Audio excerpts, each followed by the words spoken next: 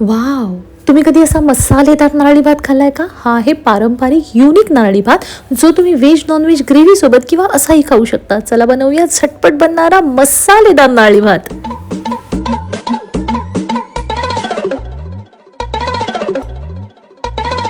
आजच्या रेसिपीजमध्ये मसालेदार नारळी भात बनवण्यासाठी आपण घेत आहोत 1 वाटी तांदूळ, अर्ध्या नारळाचा किस, मध्यम आकाराचा 1 कांदा, कोथिंबीर, वाटपासाठी कढीपत्ता, मिरची, आलं आणि लसूण, मसाल्यामध्ये गोडा मसाला किंवा काळा मसाला 1 चमची, काजू आणि त्यासोबत खड्या मसाल्यांमध्ये काळी मिरी, लवंग आणि वेलची, हळद, मीठ आणि झक्कास असं घरचं साजूक तूप. ह्या इतक्याच इन्ग्रेडियंटमध्ये आपण अगदी झक्कास आणि मसालेदार नारळी भात बनवण्यासाठी मी घेतलेला आहे जुना कोलम तांदूळ. तुम्ही याऐवजी बासमती किंवा आंबेमोहर तांदूळ घेऊ शकता. हा स्वच्छ 2 ते 3 पाण्यामध्ये धुवून घ्यायचा आणि भिजवत बाजूला ठेवायचा आहे.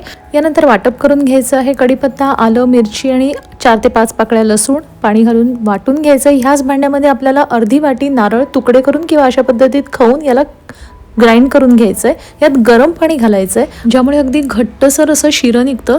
तुम्ही ज्या पद्धतीचा तांदूळ घेतलेला आहे त्याला शिजवण्यासाठी ज्या प्रपोर्शनमध्ये तुम्ही पाणी वापरता त्याच प्रपोर्शनमध्ये हे नारळाचं शिरं किंवा दूध घ्यायचं आहे. मी जुना कोलम तांदूळ वापरला आहे, त्यामुळे मी 3 वाटी हे नारळाचं शिरं बनवलेलं आहे या वाटीच्या प्रमाणामध्ये.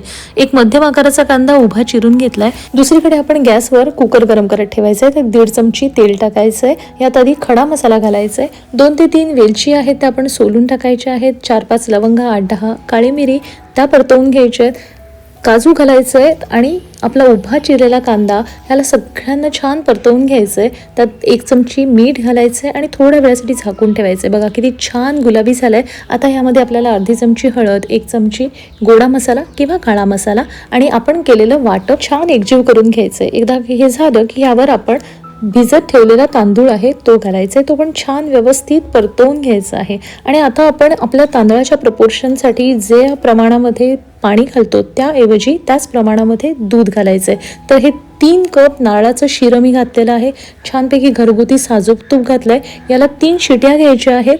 5 मिनिटासाठी बारीक करून ठेवायचं आहे आणि बंद करून नंतर निवला की उघडून बघायचं आहे. घरभर अगदी छान अरोमा सुटलेला असतो. मस्तपैकी चमचमीत मसालेदार असा हा नारळी भात तयार झाला आहे, जो आपण तूप घालून थोडंसं कोथिंबीर आणि नारळ घालून गार्निश करायचं. व्हेज नॉनव्हेज ग्रेव्हीसोबत किंवा रायत्यासोबत हा अप्रतिम लागतो. तर नक्की कुठल्याही स्पेशल ओकेजनसाठी, आपल्या संडे पार्टीसाठी, फ्रेंड्स पार्टीसाठी हा नक्की करून बघा आणि मला नक्की कळवा की हा मसालेदार नारळी भात तुमचा कसा होतोय.